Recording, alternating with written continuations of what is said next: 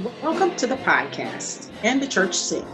My name is Dr. Monique Smith-Gadsden, also known as Dr. Mo, a Christian licensed professional counselor specializing in marriage and family therapy. I'm your host for this weekly podcast where we discuss church and culture from a Christian counseling perspective. All of our insights are rooted biblically to foster emotional, mental, and spiritual health for individuals and churches. We aim to equip the saints for the work of the ministry. Quite simply, we help the church help the people. Although I am a licensed clinician, this podcast is not intended to serve as therapy. We strongly encourage you to seek out your own personal relationship with a professional therapist.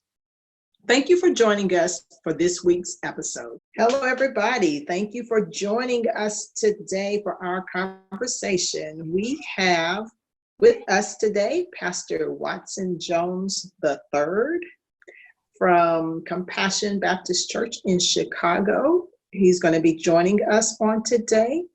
So, Pastor Jones, thank you so much for accepting this invitation to be with us on today. I surely appreciate your willingness to be a part of this conversation. Mm-hmm. No problem. I first want to say, thank you for the opportunity. I put my earpieces in to kind of minimize some of the noises with my children. And first I want to say, because we're has been on some kind of a, I don't want to say lockdown, but at least a quarantine for a while. My whole family is here. So my kids are just in the room right on the other side of this wall playing video games because they're on spring break too. And my wife is walking back and forth past this door. And so I say that to say, please have grace if you hear my kids yelling or saying, regular young boy things. So yes, I am Watson Jones III, and I pastor Compassion Baptist Church on the Chicago Southeast side. I have been there in that role for 2 years. Prior to that, I served as the lead pastor and one of the founding pastors of Restoration Church in Philadelphia, and I transitioned back to Chicago in 2017, and I became the pastor of Compassion Baptist at the beginning of 2018. So I celebrated 2 years in February, first week of February, and now I am 2 months into my third year. And so it's been a great journey. My wife is Kelly. I mentioned she's kind of lurking around the house right now. We're ordering stuff for food and all that stuff right now. So my wife is Kelly. We've been married this will be our 15th year this year. And wait, that don't sound right. We got married in 2006. So this will be our 14th year. That's still. Oh, you better get that together. 14th year. And so we have 3 kids, Yeshaya, Watson, and Ellison. And so, occasionally one of them is going to pop their head in this door because that's just what they do. Right. But we're present today. So I'm just glad to be here and excited about what you're doing. And I'm just excited and honored to even be considered for the conversation. Thank you. Thank you so much. I have been following your ministry and even more closely now that, like you said, we are kind of quarantined in, and it gives me the opportunity to visit churches that I've not had the opportunity to visit otherwise. So I've been very blessed by your ministry, your insights, and just even your approach to ministering. So yeah, I'm really honored that you accepted this invitation and have agreed to be with us here today. So I know, as we've talked before, and the premise of what I do, being a Christian therapist, a licensed professional therapist, believing that God has called me to minister to the church. It's all about equipping the saints, helping us to just be more emotionally and mentally healthy, not only as individuals, but as individuals that when we gather as that body of Christ, the body of Christ is only going to be as healthy as its individual members are going to be. So as we begin to kind of segue into that conversation, I know you had you and I had spoken before about this being, you being kind of still a newbie, if you will, into this particular pastorate, and the challenges that come along with that, just pastoring in general, period, but also as you are beginning a new role and a new assignment, just those challenges that are present in those situations. So just want to talk to you a little bit and kind of just pass the conversation to you and let you talk to us a little bit about how is it that you think of the mental and emotional well-being of a church, especially as that leader. How intentional are you, and what ways do you see that it is something that is either present or not present, and how do you be intentional about kind of weaving that into your leadership? Yeah, so I should have said this in my introduction. Whereas I pastored a church that was multi-ethnic, where before in Philadelphia dealing with, it was mostly Black, and there were some whites there, a few Latinos, and a few Afro-Caribbean people. The church I pastor now is pretty much 100% Black, and with some African Nigerian people sprinkled in. And so one of the things that I think about when I just think about how we relate to the notion of mental health or even just emotional stability. I don't know if it's American or not. I just know that we as Black people don't deal well with those subjects. And I don't know if it's just a suspicion that comes with it, or if it's my mother used to say to me as a kid, when life gives you lemon, make lemonade mentality. Because I think in our culture, we just have not had the luxury to sit long and to process our emotions. We kind of have always had to keep on moving. And what I think that creates in churches, again, being an African American leading an African American church, is what I've come across as a lot of people who I would say may have been walking with Jesus for some time, to some level of intentionality, but are emotionally juvenile at times. Now, that's not everybody. Yes. That's not everybody, but there's some who lack the ability to control their emotions and to keep from reacting, responding, or dealing with people a certain way because of how they feel. And so I personally have tried to, especially in meetings, especially when I try to mediate, I think of Jesus's words, like, if somebody offends you, go to them. And then if that don't work, take somebody else. And that don't work, take them before the church. And oftentimes people, when they have conflicts in the church, they want to take it to the pastor first. I had an issue with this person, to the pastor. And so what I start asking questions like, well, how do you feel about that? And, what did that make you feel? And I straight out asked the brother that one day, and he just could not answer that question. But then I said, well, don't you think it'll be fair for that person to know that what they did made you feel that way? I said, do you think it could have done it? So I've had to have those conversations. So I'm not saying that every problem in the church is emotional, but I think some of it is in terms of people to people relationships. Some of it is very much emotional. I think about even as a little bit of background on my church, Compassion is 140 years old and it's had a lot of pastors, and many of whom we have no clue until the last white pastor, which was about 40, almost 50 years ago. And now it's just been a string of Black pastors. But before I got here, 2 pastors died in a row. And, Pastor Austin Smith, who had been pastoring for 20 years, built a church building where we currently meet. Well, not currently because we're on quarantine, but where we currently meet. And then he developed cancer somewhere in that process and died within a year of moving into the building. And then the second pastor, who was the assistant pastor, he, became the pastor and was sick and getting better sort of before then. And the stress of the job and just the work it requires took a toll on his health, and he died. I say that because what I saw from that is, when you just deal with regular Black church stuff, in terms of, you know, people trying to fill voids and all that stuff. But I talk to a number of people to this day who still speak about the impact of Pastor Smith's passing and what they did to him.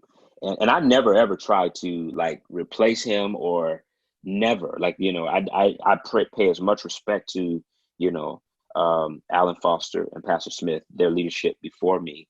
Because I stand on their shoulders. But like I listen, there are people who when it gets around to Pastor Smith's death anniversary, I can start to see on Facebook comments from my members, like, it was on this day, X amount of years ago that Pastor Smith passed. And so there are people who still grapple with that. Now just deal with the issue of losing two people in a 3-year process, 3-year time span. And then you lose two people, and then the church is still in a volatile situation, because it takes for a pastor to be identified by the people as their pastor and not as chaplain. It takes like 7 years. So even with Alan Foster getting there, picking up something that wasn't ready to be transitioned, picking up things that were kind of in the air and dealing with the volatility of that, and then him getting sick and then him dying, they're just people who had grief. And I remember in my first few months who I met with, and I could just hear, and I'm not a licensed therapist at all, but I can sort of identify, and I think it was the Holy Ghost giving me discernment to see it. I can identify with some, just the grief that's set under the surface, and how some of them had real pastoral needs, needed wisdom and advice in life. But there was a pastor there, like, other pastors who were there. But there was the pastor wasn't there, which in the Black church, that means something. There's a difference between being the pastor and a pastor. And so just talking to people, I could hear how that was there. And then even hearing just even the infighting that took place, that's no secret, that happened. And there were people we lost as a result of that. Some of that infighting, dealing with heightened emotion of people losing pastors, and then seeing family members leave and just never grappling with the feeling of that, but still sort of keeping on going. And so what I've tried to do, especially in my preaching, I'm getting long and I'll slow down, especially in my preaching, because I believe in leading the church from the pulpit. In my preaching, I've tried to deal with pain and the toll pain plays on you, and Jesus being a healer of your pain, not because you cry at an altar, but because you actually process your pain with Jesus. I've tried to be intentional about helping people grapple with what they feel. And if I could put a pause there, I think about, I'm pastoring during a pandemic, and no seminary ever taught us how to pastor during a pandemic. It taught us how to do funerals. It taught us how to do baby dedications and how to do premarital. And even to some degree, it taught us a little bit of counseling. By no stretch of the imagination am I ever saying, I'm looking at your bookshelf and I see counseling books all up there. We may have had 2 books in a class and some discussion, but they try to give you those kind of things. And I think the business degree in me helped me understand like organizational leadership kind of stuff. But, nobody taught us how to pastor during a pandemic. And so, which it requires pastors to be more involved. And part of why I've been more involved is I just know folks are freaked out. I think some are less freaked out now than they were 2 weeks ago, but they're freaked out. And so even there are times where I try to check in and ask people, how are y'all feeling in light of this? Or I will be blatantly honest. Like if I think it's going to be a bad week, I'm going to say at the beginning, this is going to be a bad week, but you need to not run from that. Don't let the feelings you feel just take you over, but you need to acknowledge what you feel and tell Jesus what you feel. And by lamenting from the Psalms, by being honest with what you feel. And you may get up off your knees without an answer, but at the very least, the cathartic part about it is you're acknowledging what you feel, which I just feel like most Black folks don't do. Yeah. I would say most people don't do, but I think most Black folks especially just do not do it. Yes. Yes, and I would agree with you so much on that. I just did a segment for what I refer to as our midweek kind of service to the church, and it was on good grief and talking about, yeah, during this time we're going to have to grieve. I was when you mentioned about losing two pastors within 3 years, that kind of reminds me of like what we are experiencing now, where there are some people that are having like loss right after loss, might be even more, the time span may be shorter than 3 years. I mean, some people it's like 6 days later, the sibling passed or whatever the case may be. So we are dealing with loss after loss, and that adds a different dynamic in what could already be a complicated grief process for, as you're saying, like churches, or more specifically African American church, because we do have that mentality of we got to keep it moving.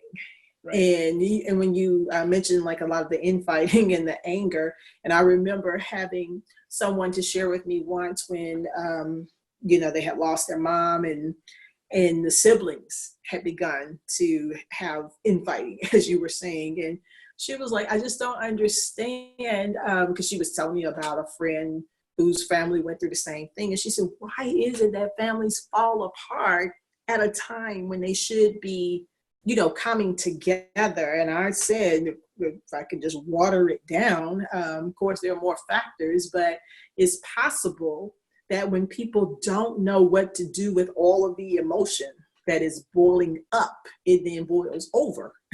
And anger usually tends to be the go-to emotion to blanket the pain, right, that everybody is feeling.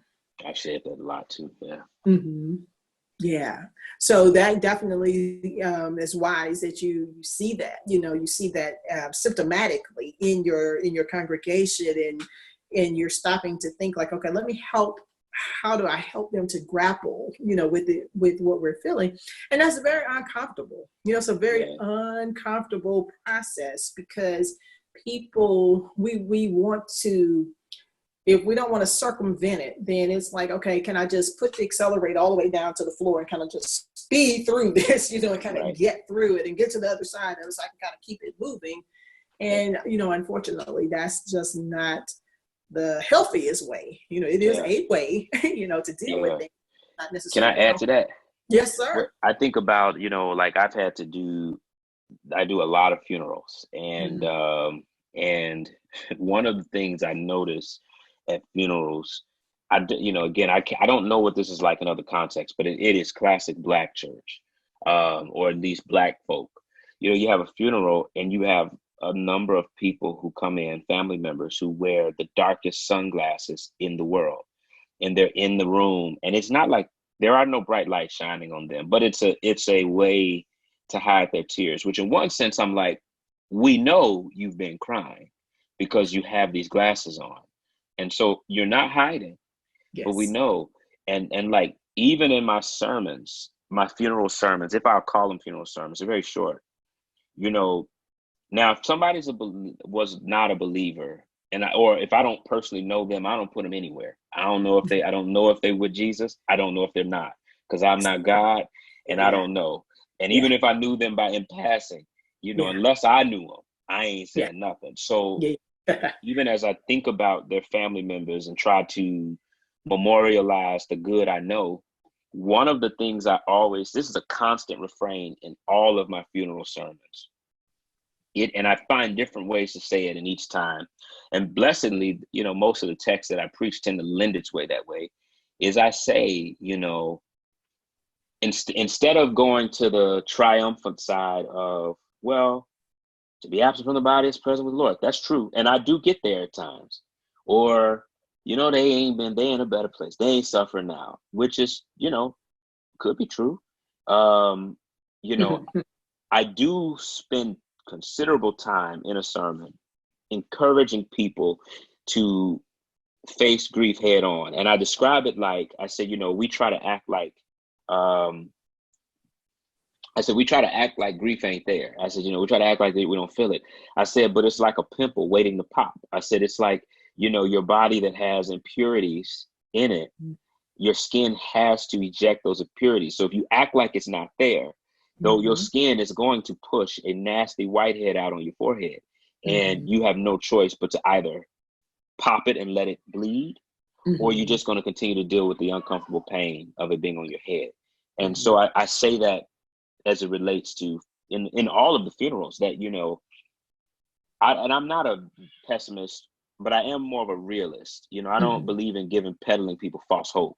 I do lead them to the hope in the gospel, but the reality is it's going to hurt. Yeah. And it's going to be hard. Now, I don't dwell there I don't be like, here's how it's going to be hard. I don't go there, but it's going to be hard.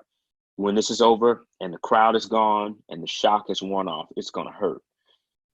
And here's what you do. Don't act like it's not there. Because if you act like it's not there, it's going to come out in other ways. Either you're gonna become nasty to people, or you're gonna be less patient with folks, or it'll come out in these different ways. But acknowledge it for what it is. You lost someone, and it hurts.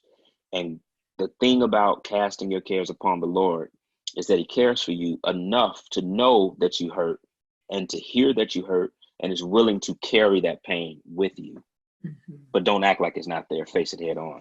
And I promise you, every time I've said that, and I've said that in a room in different ways, where some of the people have been the same people attending maybe the last 3 funerals.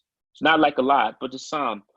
And each time I've said that, I promise you, it's been amazing to see how it's almost like that's the first time some people have heard that. Yeah. Yeah, I can believe that. Yes, I can definitely believe that, because unfortunately, when we haven't been conditioned to express those emotions, as you talk about, it's like, how are you feeling? And people can't even articulate. I can't even put the words together. I don't even know the language to speak. How am I really feeling about this? When we've not been conditioned.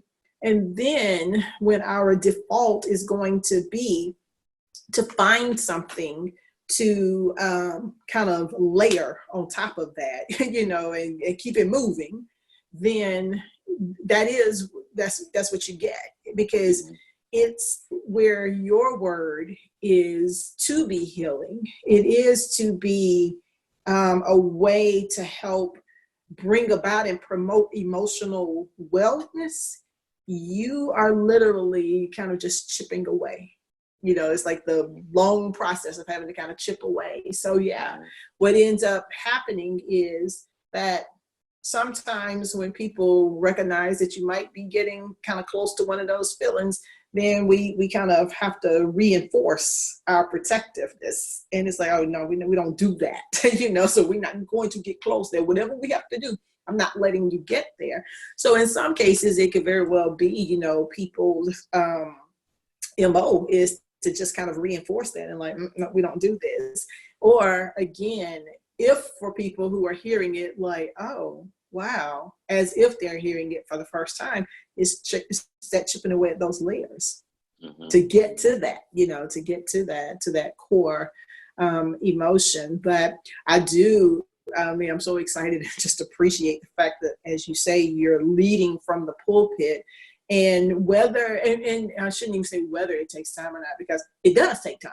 I mean, most emotional processes like that are just going to take time. And it doesn't help that we live in a culture that rushes everything. I mean, it's like, oh, okay, the light just turned green, go, they're like, people already blowing their horn at me. And I'm like, oh my God, can I just move my foot from the brake to the accelerator? I'm moving, but that's the nature of our culture. So we do, again, become conditioned to thinking that everything is quick, everything is fast. So I should be beyond this, or I hear many people say in grief counseling, well, it's been, 6 weeks that person is gone, and should I be beyond this? And I was like, well, how long have you known the person? Oh, we've been married 20 years, 25 years. And you really think in 6 weeks that's going to be long enough to process, the emotions of losing someone that you've been with for 20 years. Like, really? And when you put it that way, people then kind of start to kind of take pause and just realize, like, oh, this is going to be something that takes a minute. And I'm like you, I don't, say, yeah, in 2 years, I basically say, until we take our last breaths, we grapple with loss and grief day in and day out. Right. We do. We do. That's an interesting thought. I think I said that one time too. Like, life is like, you feel like you're inoculated against pain. And it's like life has some great highs in terms of happinesses and joys even. But no matter who you are and where you're from, you keep living. And I'm not saying it to sound like an old sage, but I really mean it. You just keep on living, and your life at some point will be halted by the death of a loved one or the death of a friend, or all of that stuff. And that's just that to me. I mean, I don't know if it's because I'm in a field where I grapple with death more, just because, I mean, like, we as clergy, oftentimes we're the first person that's called, right. If not the second. Sometimes they call their deacon, and deacon call you pastor. Yes. But sometimes you're the first person that's called when a loved one has just passed, and you get there and they're still there. And, you're having to walk into rooms and to be, in their minds, a voice of God. And, and it can happen. I mean, it just can happen anytime. It can happen on an off day, it can happen anytime. And so it just dawns on me, I think, because I see that so much and I have to walk through that with so many people. It's like, no matter what you have, where you go, and no matter how high you go, at some point, pain is just going to be a reality. And I don't say that to sound dismal, but that it's just going to be a reality. Yeah. And I don't think it's dismal either. I think that is, I think it's responsible, especially as a pastor of a church.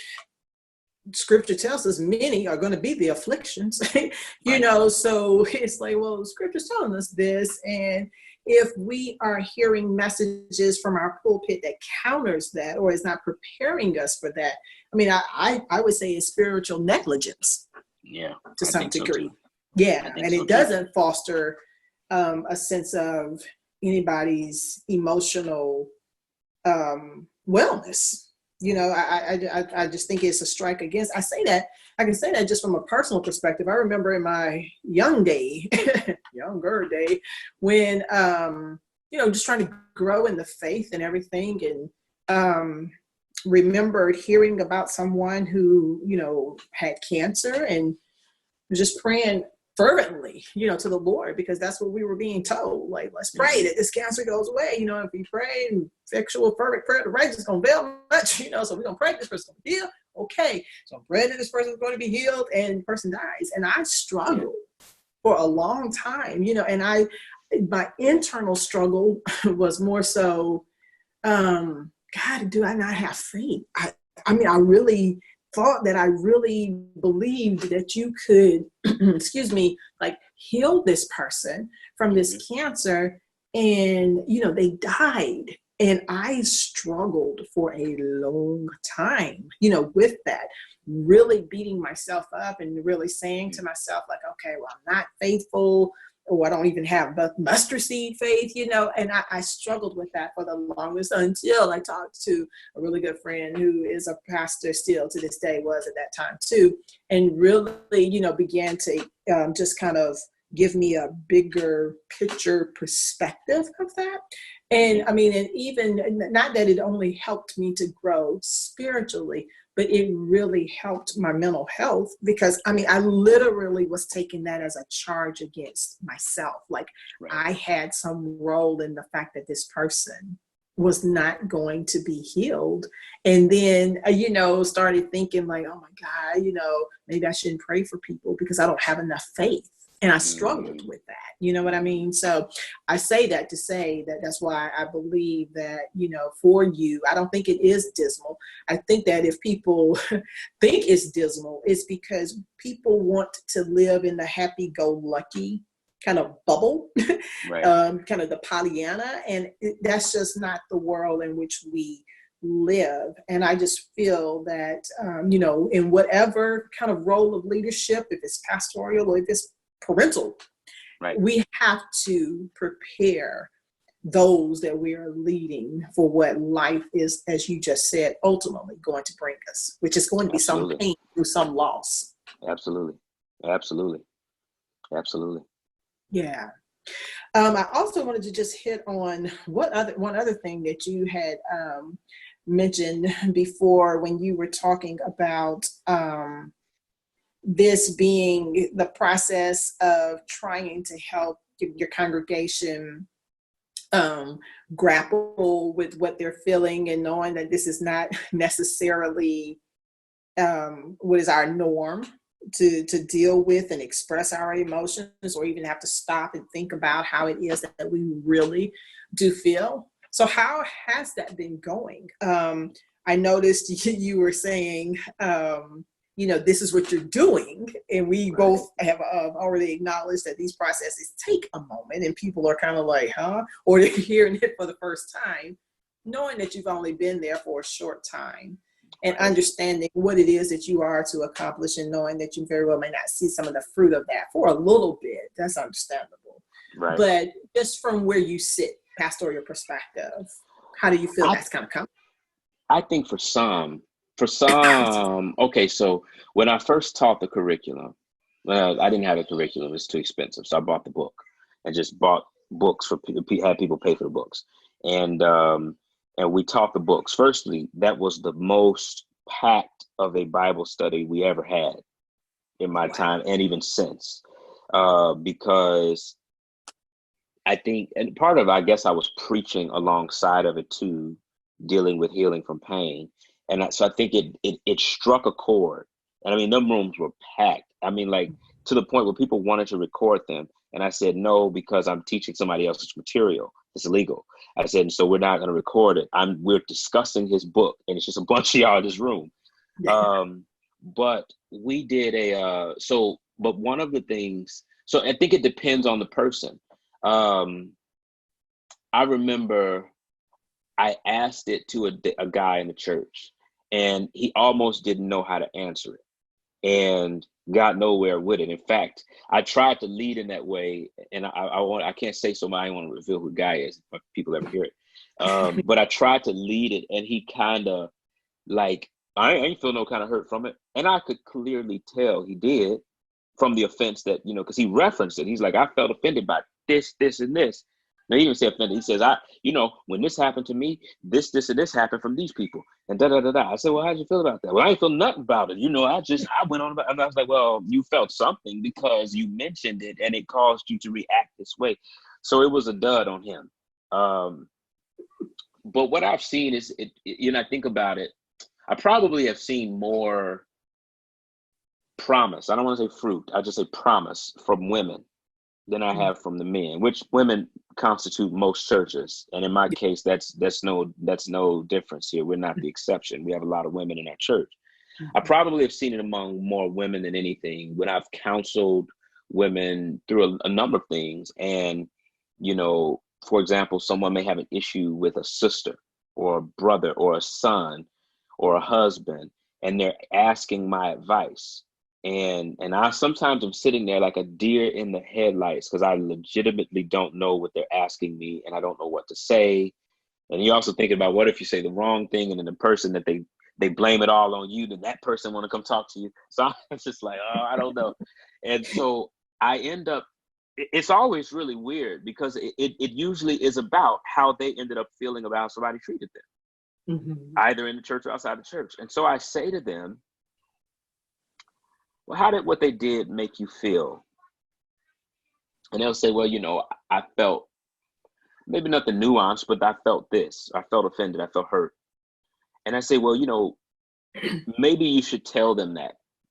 And it's the women who tend to say to me, And I'll give them a step to say it. Like, instead of saying, you made me feel like da da da, but say, when you did X, Y, Z, this is something somebody gave me years ago.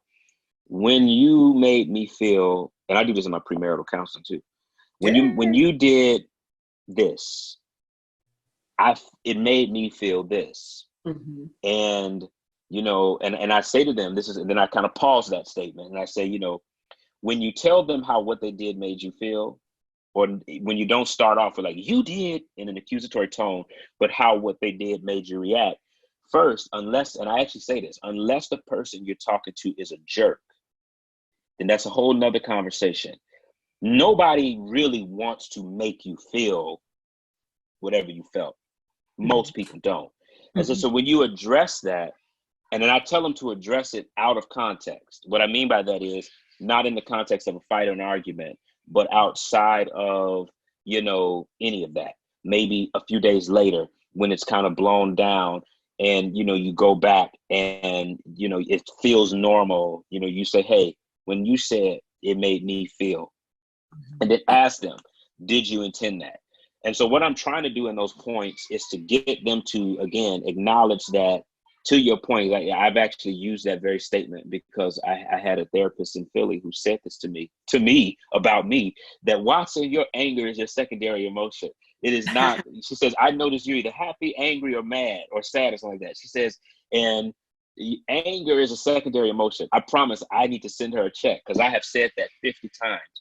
And I said, your anger is a secondary emotion. That person says something that struck something. So I tend to see, truthfully, more promise from the women because they tend to be the ones who say, okay, Pastor, thank you for that. I didn't think about that. I'm going to go and say that. Or I'm going to go home and write down what I felt. And then I'm going to pray about how I felt it. And then I'm going to go talk to the person using what you said, because I make them write down what I said. And I may have had one or two people who said that it turned out good. I haven't had anyone say it turned out bad, but that's also too, I didn't follow up. But I tend to get more women to say they'll do it. The men, older Black men, that's a whole different generation. I think my generation of Black men, and maybe a few years older than me and younger, are okay. Then also depends too, if you're deep, we're deep urban where,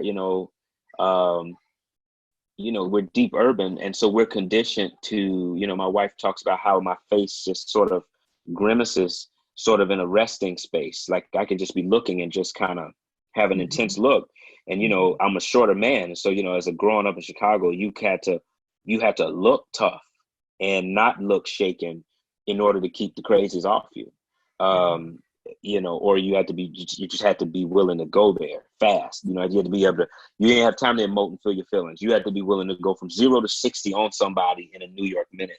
And my wife has been helpful to kind of make me dial that down. But I think, whereas men, so if I start getting to like my father's generation, who are straight out boomers, they are born in the 50s boomers, man, that stuff gets lost on them. I mean, I don't remember. I don't know one time that I think I might have even asked that question and they knew how to answer it or didn't outright dismiss it. Yeah. Doesn't mean I don't address it. Like, no, let me rephrase it. I had one conversation where I think it was the way I said it that helped relate to it. There was a gentleman in the church who, loved this guy to death. He is one of the truth speakers, meaning he speaks his mind. And I personally prefer that from a person. I do not like people who do not speak. I'd rather you tell me what you got to say and then I deal with what you said than to be walking around feeling, hearing everything you saying from somebody else. If you feel it, call me, doggone it, and say it to me. And if we're going to have words, we'll have words, but I'd rather you do it. That's just me. So I love this guy for that reason, that you ain't ever got to guess what he thinks. He is going to tell you how he thinks.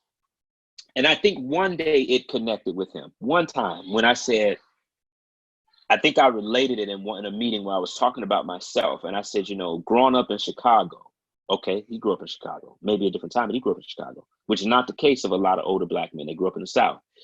He grew up in Chicago. So he knew urban life. And I said, growing up in Chicago, we had to have a tough veneer. We couldn't walk around here, you just had to, like, you had to walk. It was how you walked.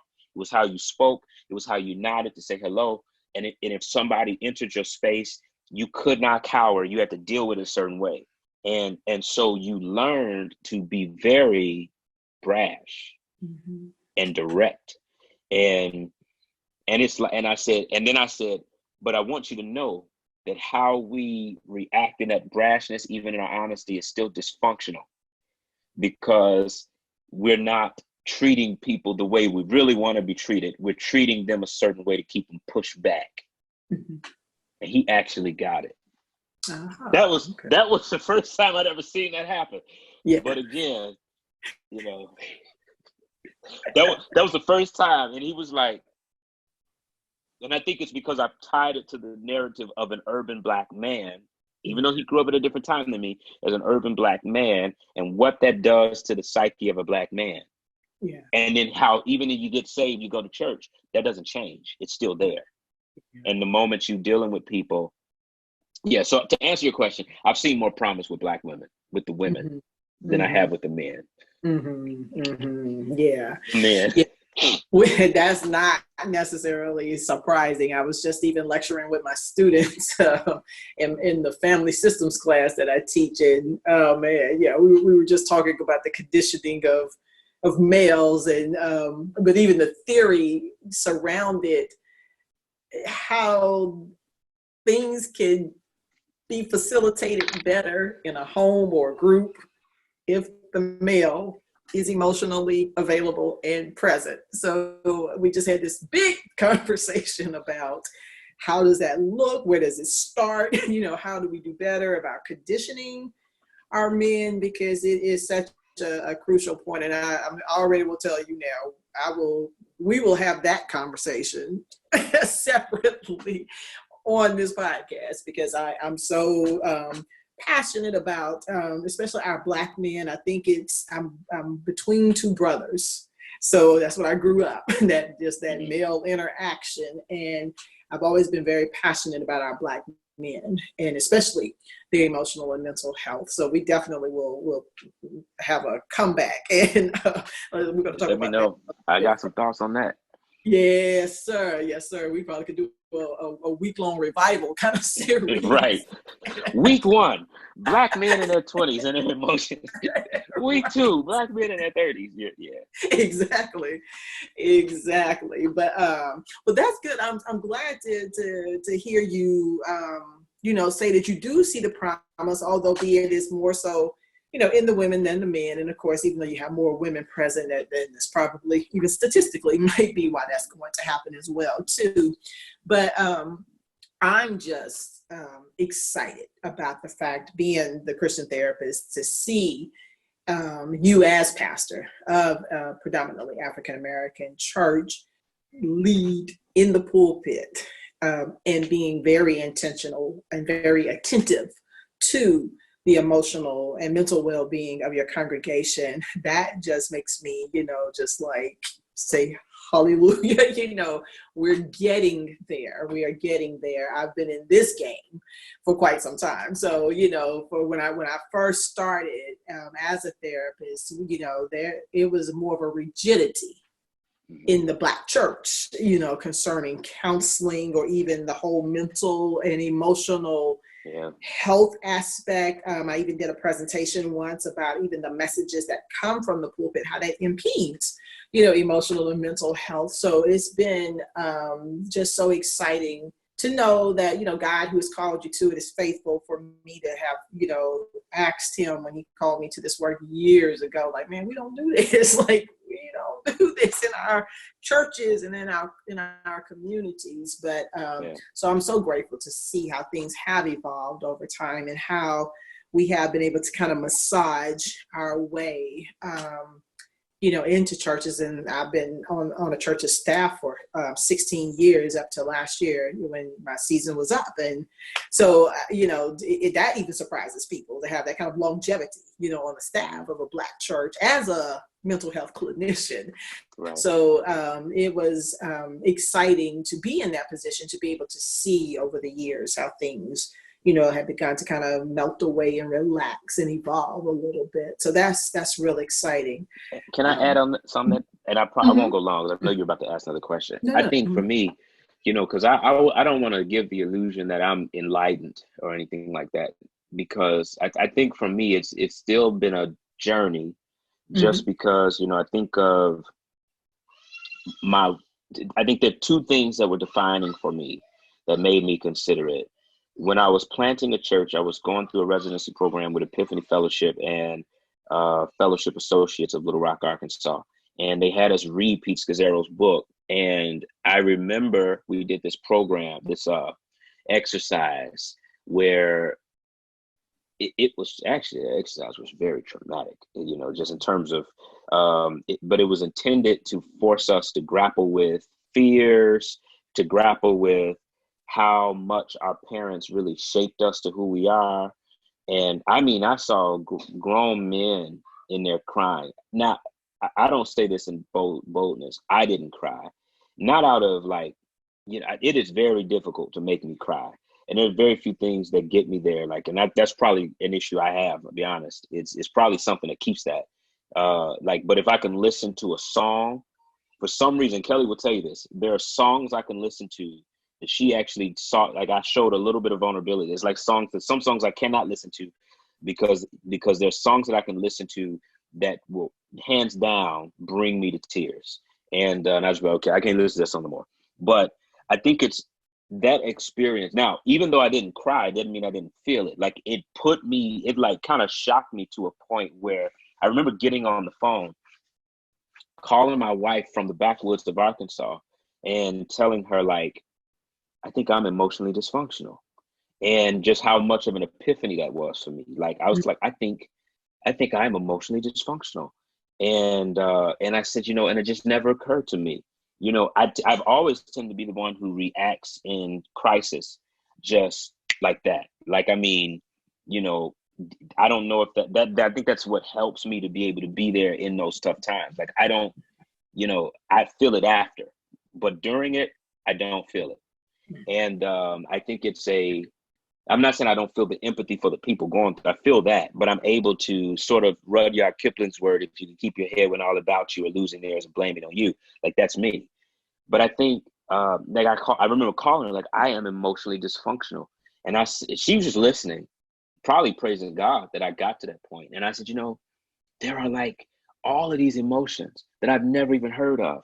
And I guess I feel them, and I didn't know I feel them. And I just, and it made me feel like I was a terrible husband. I'm I am just a terrible person. And she was very gracious, very, very gracious. So it was that.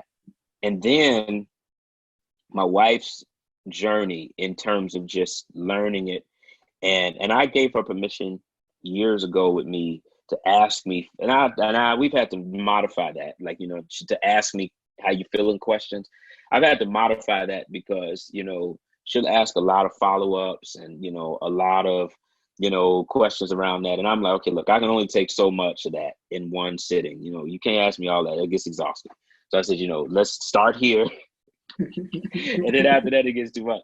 But, so I think that experience and the patience and grace of my wife has been the kind of the things that help me see it. And then just as I was making my transition back from Philadelphia to Chicago, and just the emotion of all of that, it was extremely difficult and a very emotional time for me.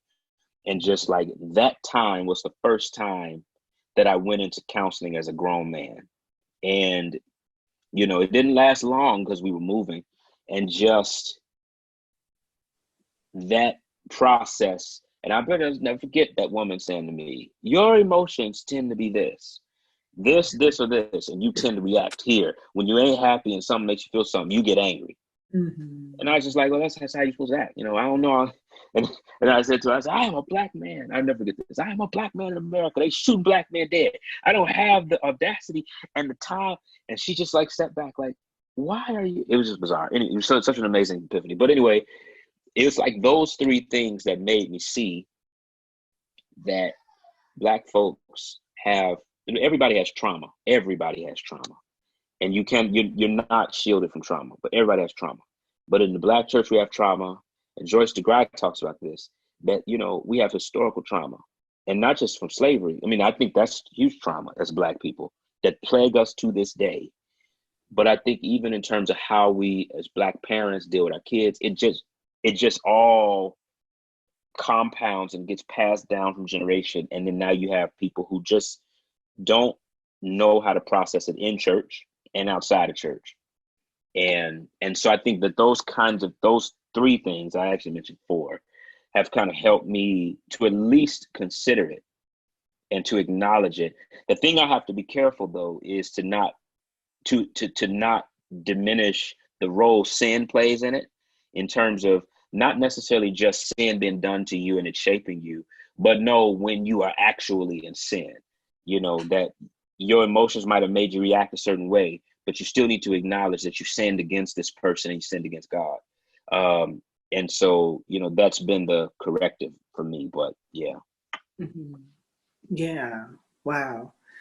That's good right there. That's powerful. Kudos to your wife too. Wow. Yeah. I have tons of thoughts I could even say about that, but I just will say kudos to her. Well, yeah. And one other thing I did want to say too, and I appreciate you even just mentioning that you don't want to give this impression that it is a journey, it is a process, because it is. It is going to look, I mean, you could be 30 years in deep and it's still going to look different even then, but there's going to always be a process that will be ongoing. So I definitely understand what you're saying there, and appreciate the clarity. When you mentioned even about the pastors who have gone on before you, especially the last two, and you stand on their shoulders and you have no problem acknowledging them. And it just made me think of, and I kind of just wanted to say this as we're kind of preparing to close out. My father passed in March of 2018. And when he passed, he was still pastoring. When I was born, he was 1 month later being installed into his first pastorate. So all my life, I've just known my dad pastoring. So it was interesting that there was a church that was in grief, losing a pastor. And let's see, 6 weeks later or so would have been his pastoral anniversary. So the church wanted to go on with that. They talked to my mom and they asked, could we still do it? They didn't want it to feel like another funeral, but they were like, we just feel like we still should just do in honor of. And, so she mentioned it to me and my brothers, and we were like, okay, so we were all there for this. And, interestingly enough, the pastor that preached that service, my dad had already had him in place to come to preach that. But of course he had passed away.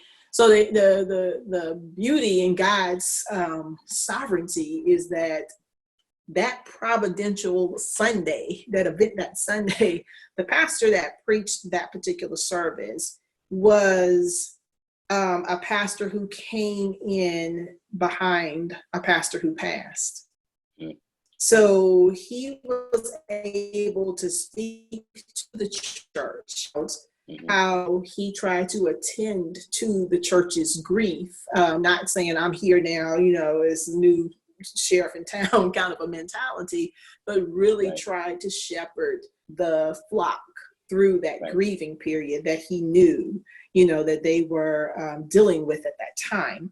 So that was a beautiful thing. And then when the current pastor that came after my father, who's there now, when this same Sunday rolled around, I think what would have been on the first, then it would have been the second pastoral anniversary, since my dad had passed, one of the ushers had just said to him, to the current pastor, how, sad she was that day. And he was like, well, what's going on? And she said, well, this would have been Pastor Smith's anniversary. And, so I'm just thinking about him and I'm just a little, teary or whatever and sad. And he was like, okay. And apparently they had some sense of some sort of a conversation. But what he did was when he came out preparing to go ahead and start the service, he brought a candle with him and he lit it in memory of my dad. And he was saying, like, today would have been this day, and I've been made aware of this, and we just want to acknowledge, Pastor Smith. Yeah. And when I was told that, someone told my mom about it, and my mom was telling me, and I sent him a message, just really telling him the appreciation that I had for him doing that, not only just to honor the memory of my father, but what that meant to his congregation. Just to say, like, we can feel safe to grieve the loss of our pastor who had been there for, I think, 16 years prior. Yeah. We are safe to be able to lament and share our grief, even with this current pastor. And I just, and of course, again, for me, I'm going to filter it through what that does for people. Yeah. Mentally and emotionally, being able to express those emotions that usually we are conditioned and called upon to push through and keep it moving. So I thought that was just a beautiful, thing that he did. So I just wanted to kind of end our conversation saying that to you, that I can even appreciate how you are attentive, even still, to the emotions of your congregation, who very well have had to grapple with two losses so quickly, and helping them to kind of create that space to try to figure out, like, how is it that we do feel in this, even though it's kind of like bam, bam, just to even give them that space, to give them the gift of emotional awareness and emotional intelligence is kind of the clinical word we use, even with that. So thank you for what you're doing for the Black church, specifically, churches in general, but the Black church specifically, in helping to foster that emotional and mental health. And for me, it only is going to inform our spiritual health all the more. Absolutely. 100%. 100%. Yeah. So thank you so much for that. Thank you no so problem. much. Well, this has been a great conversation that we have had with Pastor Jones on today. And again, I thank you so much for sharing from your heart from your experience, and from even the vision that you have, for your congregation to help your church to be an emotionally healthy church. So thank you again for being with us on today. Thank you for having me. Yes, absolutely. And my hope to all of you listeners, after you have heard these powerful insights by Pastor Jones, you have heard what is his call, and now the question is yours. What will be your response? And the church said. So until we get together again, thank you so much for listening. And until next time, remember that he that has an ear to hear, let him hear what the Spirit says to the church. Thank you so much for listening.